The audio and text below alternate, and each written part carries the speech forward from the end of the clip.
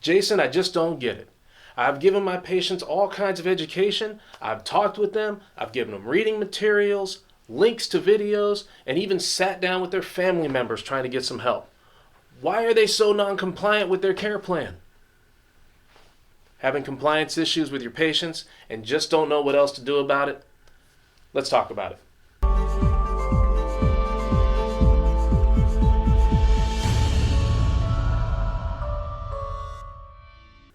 Hello everyone, welcome to Cardium. I'm Jason Moran, and today we're talking about patient compliance. Okay, so you're having difficulties with patients complying with their care plan, and you know that if they just followed the care plan, they'd be healthier, happier, and out of the hospital. So why don't they just do it? Well, here's the top 3 reasons your patients are not complying with their care plan. Number 1, they still don't understand what's going on. I know you've poured yourself into them and given them outstanding education and resources, but unfortunately, they still do not understand the severity and complexity of what's going on. And what I mean by this is that although you may have told them the information, they only received a small fraction of it. Healthcare is full of complex and ominous sounding words that conjure all kinds of visual imagery and anxiety-inducing thought processes. Words like heart failure and kidney failure lead a person to wonder if their heart or kidneys have just stopped working or if they're going to in the near future. Now their mind is off racing about their responsibilities, who's going to take care of the family, how will the bills get paid, what happens to me or my loved one. These thoughts and many more are racing through their minds, and meanwhile, you're still talking about the rest of the care plan. The truth is, they haven't heard a thing you've said since. Number 2, your patients do not speak physicianese. If you want to maximize patient understanding, I implore you to meet them where they are. What does that mean? Unless your patient is a physician that specializes in the very disease process that you're discussing, they would be far better served by communicating with them on their level rather than your own. So many times I see physicians, nurses, and caregivers speaking with their patients using terminology and industry jargon that the patient does not easily comprehend. I call this language physicianese, and although it's perfect for dictation and conveying orders with other medical professionals, it is not ideal for patient comprehension.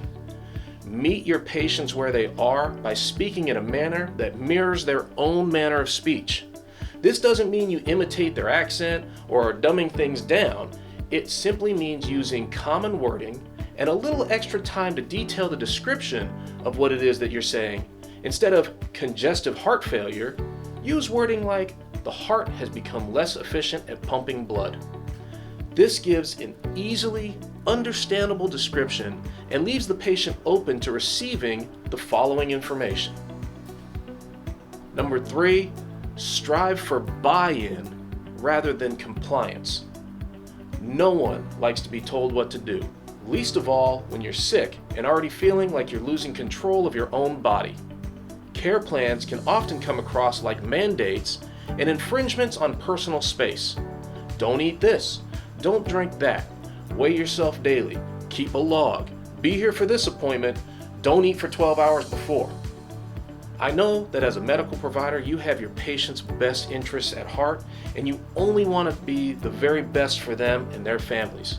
But so many times in our quest for compliance, we often forget that the patient is a person and not their disease.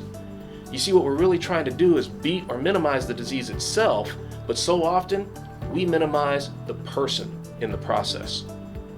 Rather than distributing compliance mandates, try buy-in with the person you're caring for. An example might be, maybe you're trying to get your patient to check their weight daily and keep a log.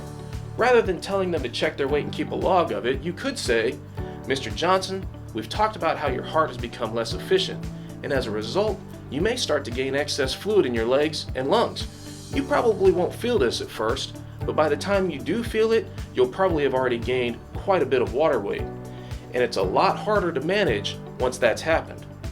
The best way to prevent this is by checking your weight every morning, when you wake up, just like brushing your teeth. Do you think you could do that? Now, it's no longer a mandate, and the person feels like they have a say in the process.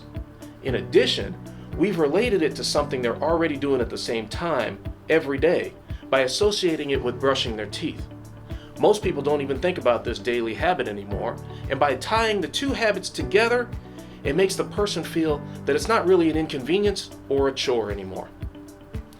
Try these tips out and see how they work for you. Well, that's it for this video here at Cardium. If you found this helpful, be sure to like us and leave me a comment below. Also, please hit that subscribe button below for more great information.